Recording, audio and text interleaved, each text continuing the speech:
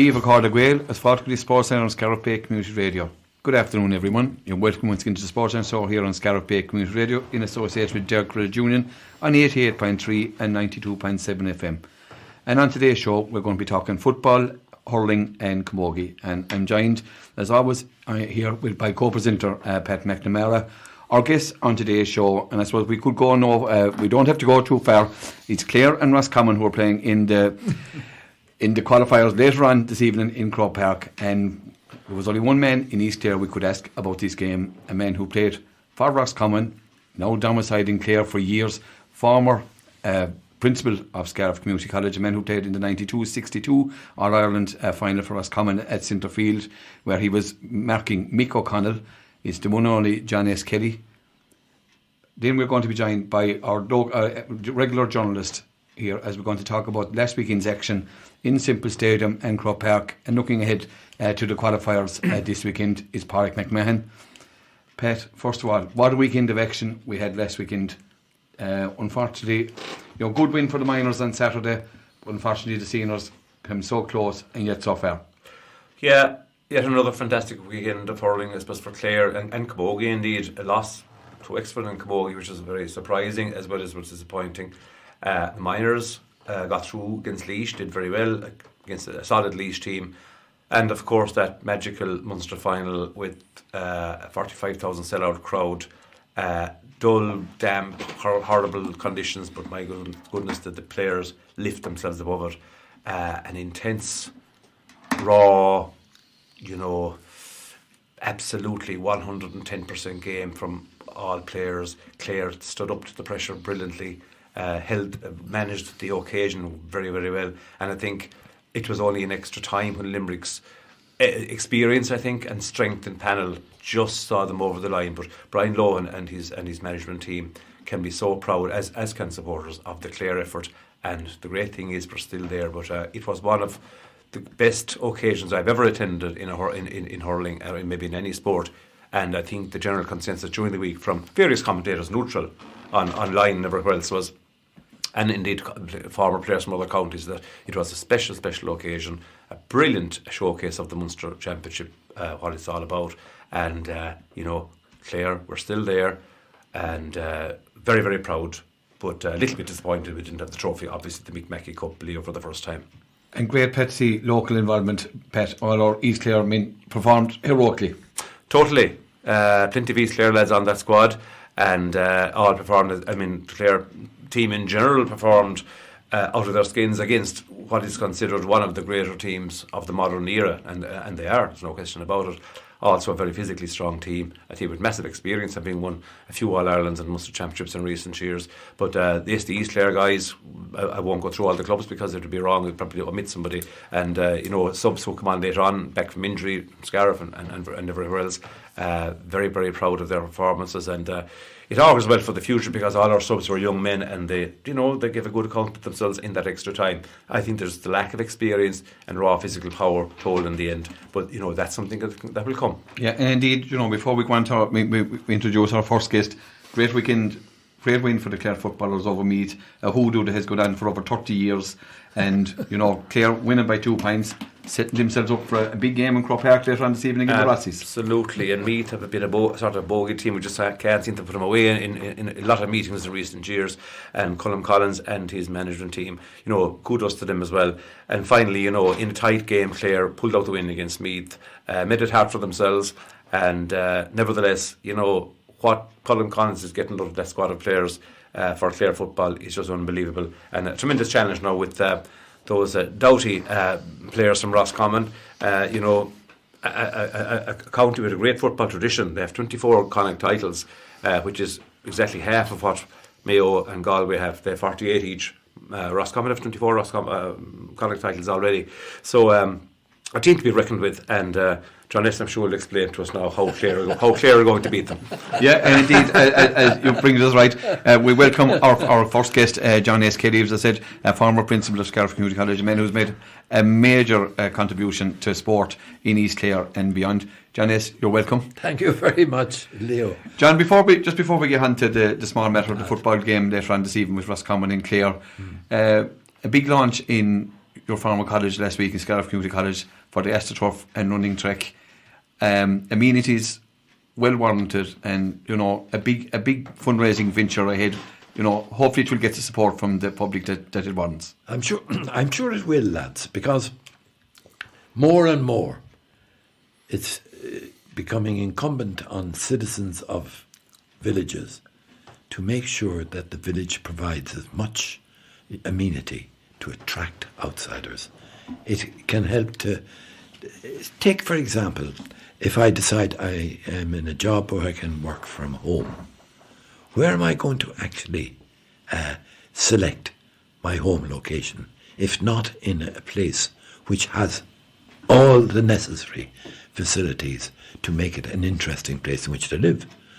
And East Clare is getting to the point of being very, very well set up now, isn't it, when you think about it? And this initiative with regard to the sports facilities, I mean, that's going to have a major attraction for so many different people, whether it's people who'd like to use the track, the proposed running track, to use it for training, for athletics. Athletics is one of the areas that, in fact, has not prospered here in the eastern part. And there's a great tradition of athletics in East Clare. And there's great tradition of it in the college. Yeah. I mean, do you remember all the All-Irelands that the Acre family, when there were students, That's true. Won? And, if I might say, Pat, Flagmont. Deirdre O'Connor. Deirdre. On the discus, yeah. And For example.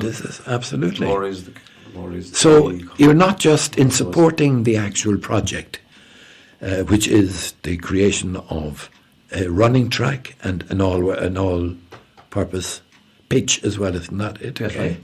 It's going to cost about 400,000. About a half of it is already, I think, achieved.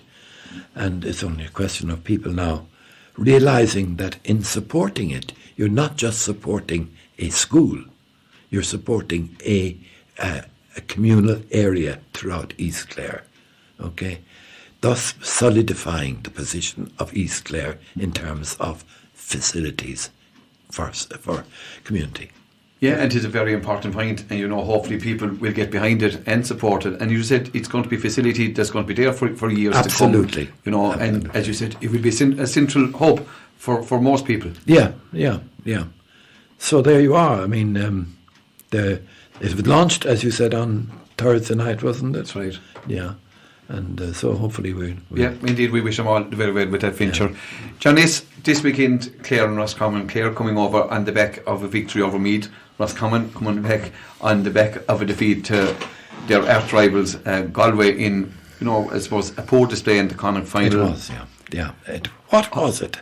What do you think? Well, I could kind of look at it in two ways. If I were to ask you, you've watched Clare hurlers, the Clare hurlers, intimately over the last 2 years, okay, and you've commented, isn't that right, so frequently about them. What was different about what we witnessed in Thurles last Sunday? What had happened to Clare to bring them to this extraordinary level of fitness? I can understand, but technique, spirit, where does that come from? But I'd say, if I was to answer that briefly, I'd say belief in themselves. And that comes from a management who not alone coaches them well, but also allows them to go out on the pitch and express themselves, think for themselves, and play the game in front of them. Are they freed? Are they liberated then? I think that's common thread anyway, yeah, but it's a belief. These guys believed they were going to beat Limerick, I think. Yeah, and they almost did it. And you can't do that if you don't believe it in your mind. But how do you get... I'm wondering, how do you get to grasp that particular... It's to me, it's total trust in the management. Is it? And fully believe what the management are doing. They had a strategy in place, and they played it to the letter of of the law. Really, they had everything they'd set up. They got their matchups right. They had everything right. Yeah. And look, as it turned out, it went extra time. They were just come up that bit short. They are probably a couple of years behind Limerick in terms of development, there's no doubt. Clare have been playing catch up, but they've caught up very, very fast. Now, they may not be, they're just at bit short as of now, but the year is still young. And there'll be a challenge, Leo. There will be, as I understand it and interpret it, there'll be a challenge for Clare hurlers next time out. Yes. To reach that necessary level of animation. Do you know, isn't that right? It is a big ask. It is going to be, and it's not the training on the pitch, it's something else, isn't it? Yeah, and it's going to be getting into the minds of the players. Absolutely, a bit. But absolutely. From what we hear, they were back in the pool on Monday evening, and they were training again on Tuesday evening. So, that's the one thing. Brian Lohan was a tremendous leader when he was playing. Yeah, he never said a whole lot on the field. Actions speak louder than words. And to be honest, that's the way he works. That's the way he's working the Oracle with the hurlers at the moment as well. What you see with him is what you get. He's a man that has grown into the management role. Well, and John, sorry, as we started off with the Roscommon, do you feel that in Roscommon you didn't feel that they believed they were actually going to beat Galway? Because as it turned out, with a 3-point margin, they were probably as good as Galway if they had that belief in the first half. I was talking to a very good friend of mine earlier today, Tony Kenny. We talked about him before. Fair, yeah. And he was at the match against Galway. Okay. And I said to him, Tony, I got the impression that they were overtrained. Do you know, that's kind of deadness in the play. Yeah. Because it was not the Roscommon team that we had seen playing in the earlier rounds. Should have played Galway in the league final only 5 weeks previous and beat them quite comfortably in Croke Park. Aye, and I bet if I will hazard a guess that Roscommon will be back to that on Saturday. That's what I'd be afraid of. You can be afraid. I hope that your fear stays with you. Realised. Okay. Yeah. Because what I see, John, about Roscommon, you just don't know what Roscommon team is going to turn up. You don't. And Clare played Roscommon in an All-Ireland qualifier a number of years ago and defeated Roscommon on a famous Saturday in Galway, right? And no one going up expected Clare to beat Roscommon. Clare have already drawn with Roscommon in the league in Cusack Park, and Roscommon should have beaten them 9 points all.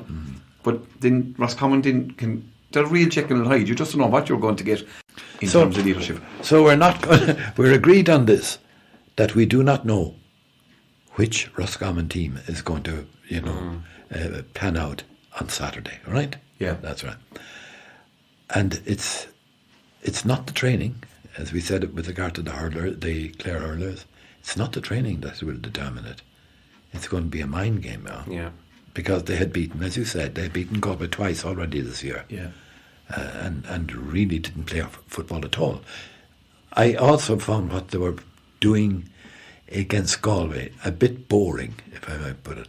There were moments all right when it was flashing into nice football style. So you take the goal that they got in the final minute of the match. Okay? Now, it was a marvellous goal. Yeah, it was. And we should already have had a couple of goals wrapped up, and we didn't. Murta would be on, I would say, a lot earlier. I can't understand how he's not on all the time. All the time, yeah. He got the goal in the league final as well. And John, do you think part of the reason for that quality of that goal near the end, Murta, and the setting up of it and the whole shebang was that Roscommon were conditioned to play as safe as possible and not to be conceding much to Galway. And then when they fell a long way behind, the shackles were thrown off, and they said even the players might have taken lead, say we were just attacking. Yes. And maybe if teams could start that way in games, I often find that hurling or football. Yeah, you look at Roscommon, like Ultan Herney is a midfielder that has promised an awful lot for Roscommon. He's probably the top midfielder in the country at the moment, one of them anyway. Paul Conroy was the top midfielder going into that Connacht final. Herney scored 3 points in play. Yeah. Conroy hardly got a kick at the ball. Roscommon owned midfield and still didn't win the game. Absolutely. So what's going through your mind on that? Yeah, I am worried for the Clare footballers this evening in Croke Park. There's no doubt about that. Because I don't think even though we have a good midfield partnership, I don't think we've anyone to mark him. If he's on he has been besieged with injuries, there's no doubt, but I don't think we've anyone to mark him. That's what I'm afraid of. Yeah. Now the Smiths are there on the forwards. They are, to me, really epitomise Roscommon.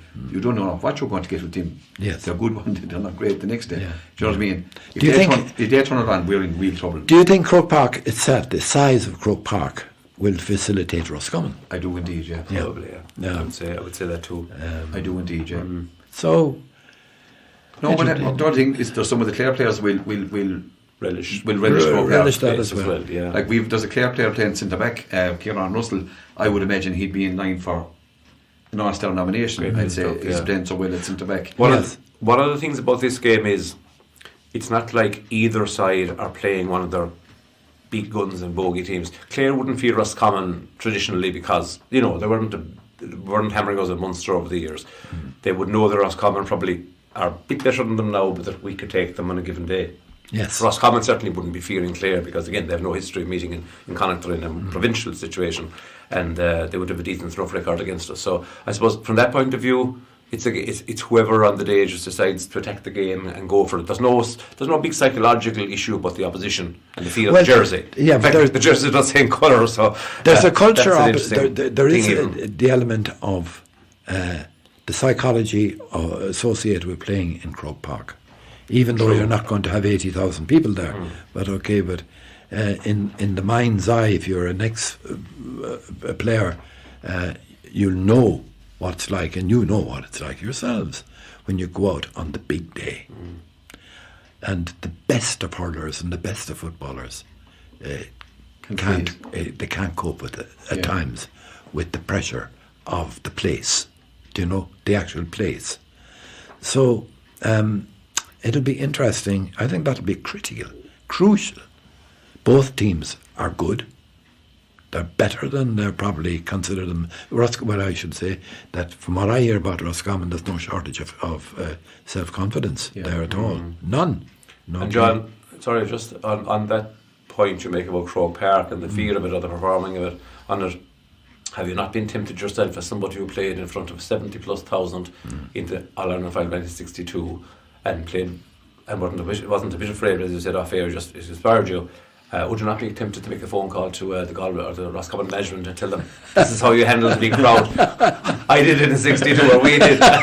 Nearly one of them. But you actually can talk with the authority of playing in front of a massive Croke Park crowd, and you might just, before we finish on it, expand on your experience of what that is like for a player. Okay. What was it like for me? It'll be a smaller crowd, obviously. A smaller crowd. But even so, it's the same idea. I have a fairly strong ego. I'm admitting to that weakness. Okay. That's I think contradiction in terms. Anyway. a bit of a bull. I don't know. Some personalities rise to an occasion, and others disappoint themselves on the occasion. I've wondered about that in life, more as I get older.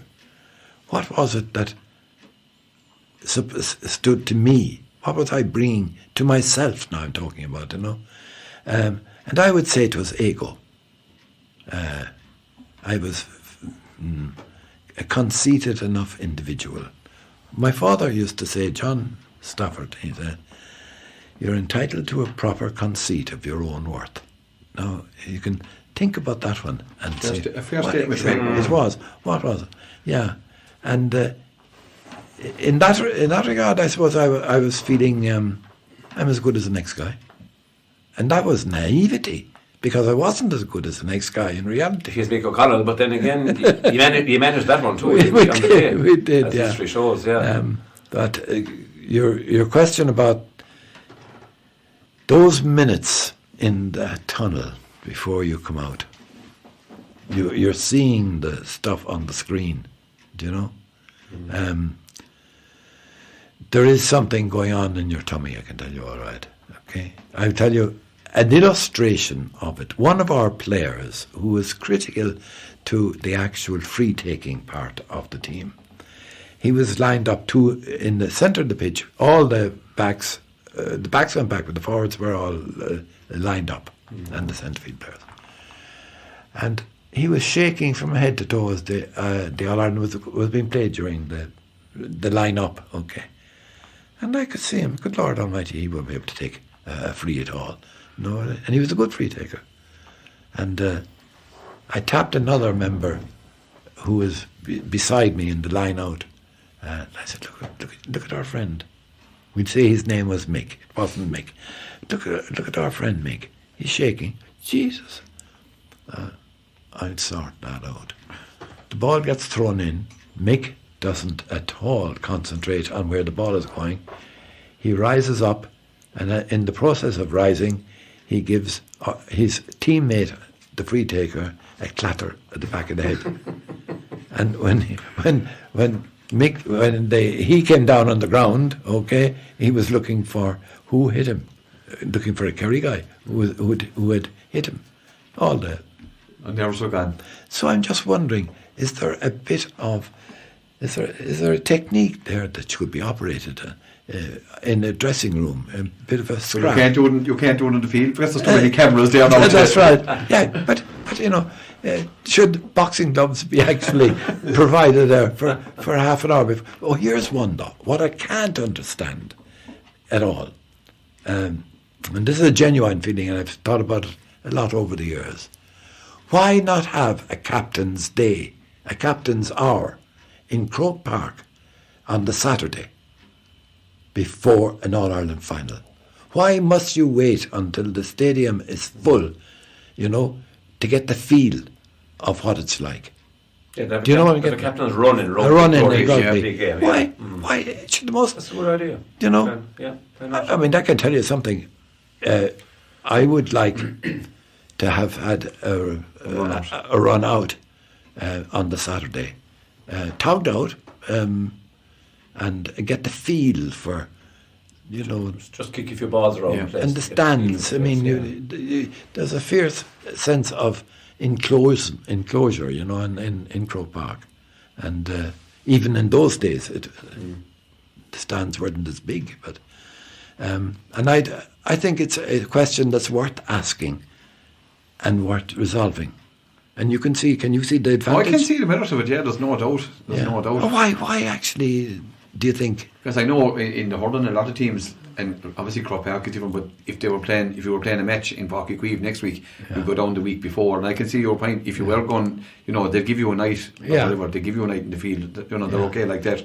Croke Park is different now, all right, with all the rules and regulations corporate regulations, they have up there, but it does real merit in that, There is, for sure, there's no doubt. So will we say that when that change is brought in, will we say we started that at Scariff Bay Community Radio? You'll be on for two questions. Like, you're already there, being known as the man that got the quickest goal in championship football. So now you're going to be the man that's going to get the captain's run out for the team. John, who do you think is going to win? So you think Roscommon are going to defeat Clare? What dictates my answer is hope. I hope Roscommon win, okay, and we get another day out, okay. Who will win? I think it's a toss of a coin, with the heads coming down for Roscommon. Yeah, and you're kind of going with the bookies on that one. Johnny, thanks again for coming in and taking the time to talk to us here. Thank you for asking me. Thank you, Pat. Thanks for being here. Lovely.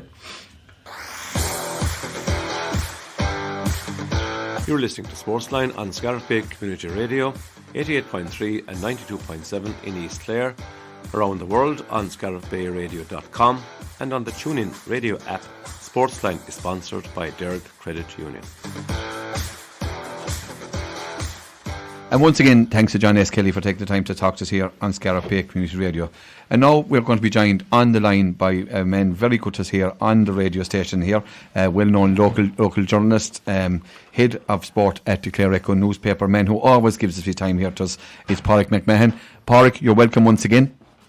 Thanks, lads. Great to talk to you. Paraic, I suppose looking back on last weekend, what a weekend of sport, starting with a great win for the Miners on Saturday. Unfortunately, the Camogies didn't do the business in the senior, got a draw in the junior. Great win for the footballers, and unfortunately the seniors, who gave it of their all and even more, only just to come up a small bit short to Limerick. Yeah, I think Meatloaf or whoever, 2 out of 3 ain't bad. 2 out of 4, we'd have to take it. Great result for the footballers. Great to see the minors getting back on track. Very important win for them. Camogie, disappointing defeat. A game they probably would have targeted winning, and puts them under pressure now for the remainder of it. And what a game of the ages then we were treated to on Sunday in Semple Stadium. One of the reflections you'd have leaving it is it's definitely a game that's going to be shown on TG Carr for years to come. Now, I don't know, it might take us a few years to maybe pick up the courage to watch it back, knowing what happens and what way it goes, but an outstanding spectacle. Even there was people I know that came back from San Francisco to go to the game, and they certainly got their money's worth. And there was people that went to their first hurling match for the first time that were at it, and they were blown away by what we saw. It had everything. And Clare put up a fantastic, admirable performance, and I guess it just shows the class of that Limerick team that they were still, whatever was thrown at them, they still found a way to win. Yeah, and indeed, Paraic, as you said, it's definitely a game for the ages, which we'll be seeing over and over again. And Paraic, we may have been slightly critical maybe of Brian earlier on in the league campaign for not using an awful lot of players.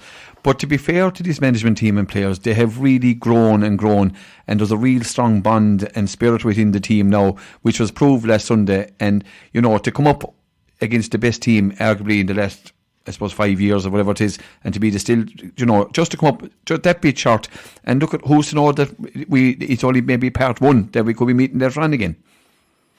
Yeah, and in fairness to Brian, we maybe have questioned certain things, but I think bar the 2020 quarter-final to Waterford in terms of championship, Clare haven't given a bad performance in championship under his watch, and they really seem to be playing for him. Sometimes I'd maybe question how tactically advanced that particular management is, but regardless of that, I think the players are 110% behind him. And, there's no, among the Clare public, there's no dissenting voices at all towards Brian, which is fantastic. That it's such a united cause behind him. And like Limerick, they're the top team, but I think maybe it's fake to see what we've seen in Leinster. It's not really as accurate as what you'd get in the Munster Championship, but like Limerick is their number one, but I think it's fair to say that Clare are their closest challengers. And Paraic, one of the other facets of the whole thing that backs up what you're saying about the United panel and the support for Brian from the squad and vice versa is the fact that there's absolutely nothing coming out of that squad. It's a tight group. There's very little rumour. There's very little news. Players are tight-lipped. They won't tell their parents what's happening or their brothers or sisters. And I suppose in a way that's a great sign of a set of players buying into the whole thing of just focusing on what they should focus on. Yeah, absolutely. And maybe one of the things I kind of, again, be questioning is there's pros and cons to the style of management that they do, that it could a lot of it is tough love. Whereas we see the likes of Patrick Crotty wasn't in the 26 for the Waterford game, but then the approach seemed to work that I watched them, they do a training session after every championship game, or they did, except for the Munster final, and for every sprint, Patrick Crotty was up at the front. He was busting and giving everything he could to kind of get himself back in contention. He came on, obviously then in the Munster final, so the lads are chomping at the bit, and there's a huge battle to get on the starting 15, but even to get into 26 is one of the more fascinating things that we've seen over the last few games, seeing who's in there and which player is gone. So there's huge competition for places on the panel, but in saying that, I think we're reflecting back on the game. I thought extra time is where we were caught, that we didn't really have physicality to come in off the bench. Correct, I agree with you. It was one of the things that maybe caught us, as well as not having a goal chance or a credible goal chance throughout the game. But no, look, you'd have to, and I'd put my hand up and say I would have questioned just some things like Conor Cleary. I'm delighted that he's proven me wrong so far in this year's championship. He's playing outstanding. But so far so good for Clare. I'd be reticent to maybe say there'll be Partridge. I hope we'll get to cross paths with Limerick again, but if it's Wexford that we're playing, that's going to be a very sticky test, and then they don't come tougher than playing a Kilkenny team managed by Brian Cody if we were to get over that test. Yeah, and indeed, you said it there, Paraic, to get to an All-Ireland final, we're going to have to beat Wexford, assuming they get over Kerry, which is going to be no easy test down in Austin Stack Park, and and Cork having to go to Corrigan Park to play Antrim, and those games are not going to be easy for Cork or Wexford either, Paraic. No, they definitely won't. They'll be good tests, and if they come out of it, they'll come out of it on a bounce with one extra game under their belt, and they'll both fancy their chances. If Cork get over the line, they'll fancy their chances taking Galway, and same thing with Wexford. Jerry Egan, we obviously know he's great knowledge of Scariff, and he speaks very fondly of his time coaching in Scariff, but he was in Thurles at the weekend, and he was studying the things, so he'd have picked up a few things as well. And I think if it is Wexford like that, surely that Wexford panel would kind of step up and say we need to do something against Clare in Championship. Obviously Clare knocked them out of the Championship the last 2 years under Brian. So I think that Wexford panel would surely be targeting taking a scalp, but that's going to be the big test the immediate test for Brian and the management team. It was such a battle, and they gave everything, and they really expended a lot of energy to try and win the Munster Championship. And it was a battle for the ages, but they came out the wrong side of it. So that kind of does leave a bit of a scar and a psychological blow. So the test now is to pick themselves up and go at it and find that energy, because it would have taken a toll on the bodies and on the minds. And I suppose, Paraic, as you say, it has taken a tremendous toll on the bodies and the minds. Do you think maybe that the 2-week break is just about enough, that Clare are lucky that they didn't have to come out the Sunday after, like in previous years where you were out the Sunday after the Munster final defeat or whatever, that the 2 weeks hopefully will make that difference? Oh, absolutely. Like they're blessed in comparison with the Clare senior camogie team, who've been slogging away week after week. But yeah, especially with it going to extra time, that extra week will make a massive difference. And hopefully the likes of Mark Rogers, he probably could have done with a bit more match practice before he came in last week against Limerick. But an extra bit of training, a bit of contact, from what I can gather, the game will come too soon for Aidan McCarthy, the quarter final. But if there was another day, I believe he could be back in the mix for a semi-final if we were to get there. And what a boost he would be to the panel, and we'll talk about those games later on again. I suppose, Paraic, just to go back to the minor hurling, and a great win for Clare over Laois, and now sets them up nicely for a clash against the Leinster champions of Offaly, and there's no doubt that Clare won't fear the Offaly challenge. No, I don't think so. And obviously they should respect Offaly, but I don't think they should fear it. I think they should be targeting a win. I think they're still kind of scratching their heads a bit from the Galway performance, where it was about 16 point defeat or thereabouts.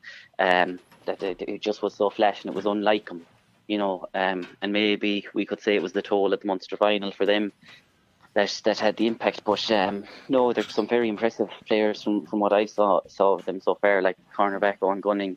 Really admire him. I think he's a good bit of stuff in on Tracy as well. For me, maybe the stubbornness he showed at the Munster final, he was down after about 30 seconds, and one of the management were signalling let's make sub, but he was having none of it, and he went on to have a good game. Not to be picking out individuals as well, but Jack O'Neill at centre forward is another good one, and that's primarily it'd be great if we could get something out of the minor, but all I'd be looking at for a minor or an under-21 team is to be competing, getting a few wins under a belt, but to be producing maybe 6 or 7 lads that you'd be saying, yeah, he can go on and play for senior for his county. Yeah, and that's I suppose what it's all about, is keeping the conveyor belt going. Yeah, and indeed, you've hit the nail on the head there. The conveyor belt has to come into operation. We need more players coming through, and as you said, even last Sunday, in terms of physicality, maybe that's what caught us in the end. And these lads coming onto the 17 team, they're the first of these new development squads that were put together. So it's working well. And as you said, these are great players. And Gunning, what a talent! A man who could play in any position. But the Tracy at full back and O'Neill at centre forward, which would have been maybe 2 problem positions to fill in other years. Great to have men come in those positions that are going to be well tested. Oh, absolutely. And then there's maybe a bit of talk about him as well, but Adam Hogan as well from Fecal, I know he's overage for that. He's another one that we'd kind of be putting his hand up to get into some position in the Clare defence. Like, so there is options coming, and this work didn't just happen overnight.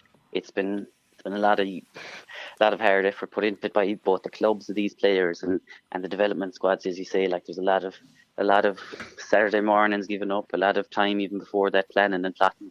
So look, it's great. It's great the Clare are in the minor semi-final, and now that we're there, I think Brian O'Connell and the lads would like to go another step further, and maybe a chance for revenge against either Tip or Galway. Yeah, to be nice. There's been no lack of motivation in that.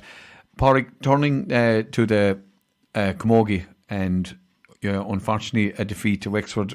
Maybe we didn't see this one coming, but it was a performance that just seemed very, very flat, coming on the back of the defeat to Cork, or the week before, coming on the back of a draw, coming back to draw against Tipperary.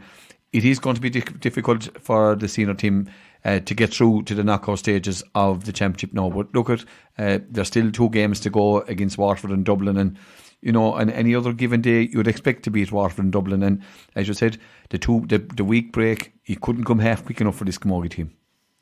No, definitely. They do need a break there. The legs are catching on them. And it's just, obviously, the way it has gone, it's maybe caught up with them. That results didn't go their way. Whereas if it was on the flip side, that they were going game on game and things were going their way, they'd be on an almighty high. But like from the outset, very difficult for the management, given that they were down, I think, about Conor Dolan had said about 14 of last year's panel. Which is always, it's the common theme that we discuss when we're on talking camogies. We're not holding on to players, which is a big worry.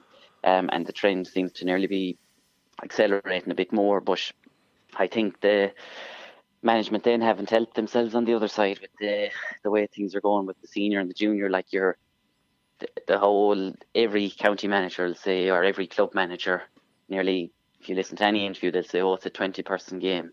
Yes, with Clare, we're kind of restricting ourselves to about 17 or 18 on the senior team because we don't want to be using players who'll play junior. So I think it just defies logic altogether. And while they did have a very progressive Munster campaign, got to a final, didn't go their way, it was another thriller to remember, but the result didn't go their way. But yeah, you'd be very, I suppose, annoyed would probably be one of the words, because they just haven't built on that. But I think they're shooting themselves in the foot to some extent, the way they're keeping players for junior. Or, I just think there are other camogie players out there that we maybe need to get into these panels rather than holding players for one team and not use them on another.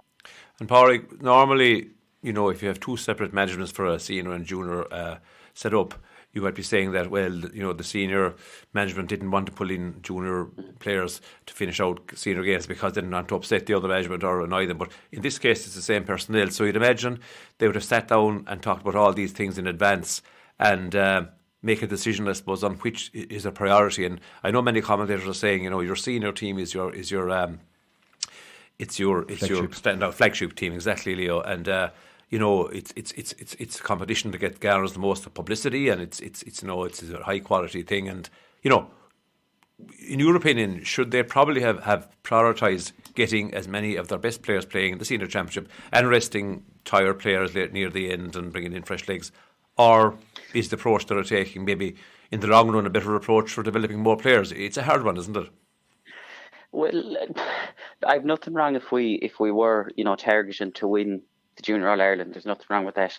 But I just think if we take a step back and see, right, if Clare did win the Junior All-Ireland, we have a senior team and an intermediate team, and then we factor in the fact that we're not holding on to players, like, where are we going to get the players from if we're going to be playing senior and intermediate? Because we're struggling at the minute to get the players between the two, and hopefully it would work but they know you need at least 20, if not 22, 23, the Clare senior hurlers have 41 on their senior panel alone, and that's all eyes in on one panel. Whereas I don't know, whether maybe they should have brought in more minors once the minor was over, provincial concluded or something. But it does. I don't think it makes sense. And look, it's great. A lot of the junior teams, some of them are doing their leaving cert as well, so they've been restricted in what they could do the last 3 weeks or so. But I don't know, it does kind of, totally from the outside looking in, it kind of seems like, was it fully thought through. Like if the goal is to win the Junior All-Ireland, what happens next? You know, I agree with you. Yeah, in that one, you know, it just doesn't look. The optics don't look right when even last Saturday, you know, down in Six Mile Bridge, and you see players running off to go to another venue. Which, look at you, say enough logistics. That's what the logistics of it. Like, but you had 2 subs talked out, and then when one of the players got injured, you had to bring back on a player that had already been taken off. And you know, if you see you're out playing on the field of play, and you obviously, no matter how bad you're going, you're not going to be taken off. You're just not getting the best out of yourself.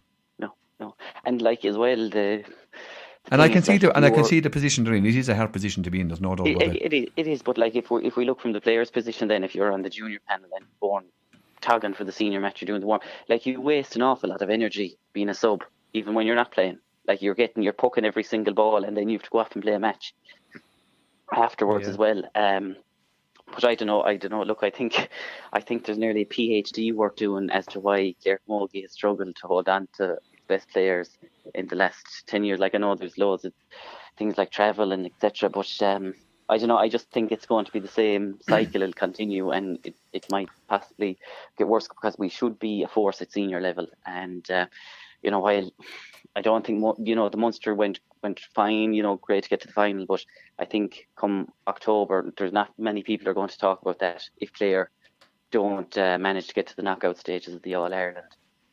And Paraic, do you think they could still make it the knockout stages with wins over Waterford and Dublin?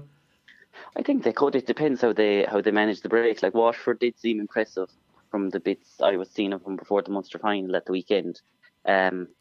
But like I was surprised that we didn't beat Wexford, and especially in our home patch, because Wexford hadn't been going great. They were flipping and flopping a bit. But I don't know. Like a lot of it is fatigue as well. I think the players are tired, so hopefully they'll come back fresh, recharged, and ready to go. But it's doable. It's a tough task, but it's certainly doable. Yeah, and of course the juniors got a good draw with Tipperary, so you know, they continue their good run. Paraic, finally, before we get away from the hurling, and you know, Antrim and Cork, Wexford and Kerry both later on today, I suppose in all intents and purposes there will be tough games, but you would expect Cork and Wexford to come out. Or do you see a banana skin here? I know I don't foresee a banana skin. I was talking to people earlier in the week, and they were kind of a bit lamenting the fact that Tipperary didn't get to run out with Kerry to maybe hold on to their status. But no, I do think it'll be Cork, Galway, and Wexford, Clare. But they probably will be two sticky encounters for both Wexford and Cork. But massive potential for them to kind of get to start and get that bounce. You know, because when they come into, we've seen it down through the years of the beaten provincial finalists that sometimes struggled.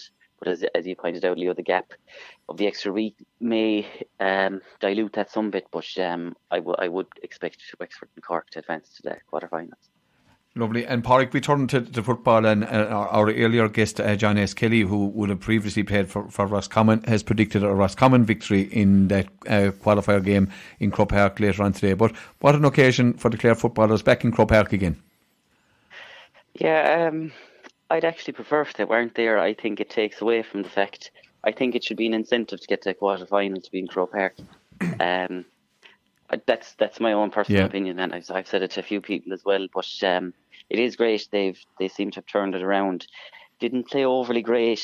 They had an excellent first half against Meath, and then they had 6 scoreable wides in the second half, and it was something Colm Collins was even annoyed about afterwards. But yeah, they've shown in the past that they can mount a very decent qualifier run, and hopefully that'll happen. They won't fear Roscommon. I was up at the league game in Dr. Hyde Park between Roscommon and Clare, and Clare should have won that game. They got a draw, but Clare appeared, which hadn't been a trend really for the Clare footballers, but they were the more physical side, and Carl O'Connor and Darren O'Neill particularly on kickouts.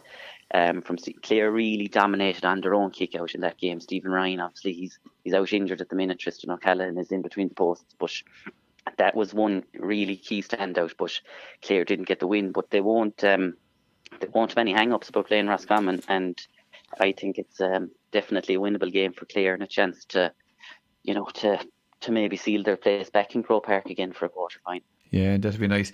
Also, Paraic, there's the other matter of the Mayo, Kildare, Donegal, Armagh, and I suppose Cork got the team that everyone wanted in Limerick. You know, how do you see these ones going, Paraic? Yeah, I think Cork will get past Limerick, and credit to Billy Lee for the excellent work that's going on in Limerick. They're really making massive strides, which is great for football in the province. Donegal, Armagh is a very hard one to call. A rerun of an earlier round. Yeah, I think I just give the nod to Armagh, given the fact that it's no good really knocking out Tyrone if you're not going to follow through on it. And for that to be the highlight of their year wouldn't be great. And then I think Mayo, James Warren has to get Mayo to a quarter final at least to be let back into the county, I'd say. So I'd see them getting over the line. Yeah, and I suppose with Armagh, Paraic, you don't know which Armagh is going to turn up. Is it the Armagh team that played last week, or is it the Armagh team that played in the first round? So I suppose McGeaney, the pressure's on McGeaney. He's 7th year in charge, but they look the part, don't they? They do, yeah. They even impressed me. They were down in Cusack Park for the kind of the delayed league in one of the COVID years, and they were very impressive. And I think McGeaney, I think he's one of the top sports people of this year, I say, from the early 2000s, and what he's done. So, but he does, as you say, year 7. He needs to get him to I say Crow Park, but I mean Crow Park properly for an All Ireland quarter final, and then possibly further, because like at that stage when you're there 7 years, lads are beginning to nearly look over their shoulder as well. And even it was vital for Cullum, given the great work he's done with Clare in year 9, that we got that win over Meath, because it would have been a really really flat note to go out, given, because the disappointment thing is obviously they're probably two of their worst performances under his tenure was the defeat to Tipperary in the Munster Championship played in Thurles, and the defeat to Limerick. Yeah. And they were the 2 years we avoided Kerry in the side of the draw. Like, they were two massive years with opportunities to get to Munster final. Now, you could argue that maybe it'll serve Clare better to possibly go through the back door than playing Kerry, but it would be nice to be in the Munster final all the same, wouldn't it? Yeah, I would have liked to see Clare in the Munster final and see what they do against Kerry. I thought it was going to be difficult against them, but like you'd like the likes of Owen Cleary and Jamie Malone and these guys to play in the Munster final at some stage. Yeah, there's no doubt about that. And Paraic, it has been a busy weekend, and this weekend is quite a quieter weekend on the hurling scene. And I suppose look at from next weekend till all build up again, and we'll be talking about the All Ireland quarterfinals in more depth. As always, Paraic McMahon, you're very good to take the time to talk to us here on Scariff Bay Community Radio. Thanks, lads. Always a pleasure. See you, Patrick. And once again, thanks to Paraic McMahon for taking the time to talk to us. And that concludes our Sportsline show here today on Scariff Bay Community Radio in association with Derek Credit Union on 88.3 and 92.7 FM. My thanks, as always, to co-presenter Pat McNamara. Thanks to our guest, Paraic McMahon, and of course, a special thanks to John S. Kelly. Thanks to Jim Collins in the control tower. Without him, we wouldn't have a show. And we thank you very much for listening. We hope you enjoyed the programme. And all that remains is from me, Leo Dial. Until we meet again, it's Ben Day, August Lawn.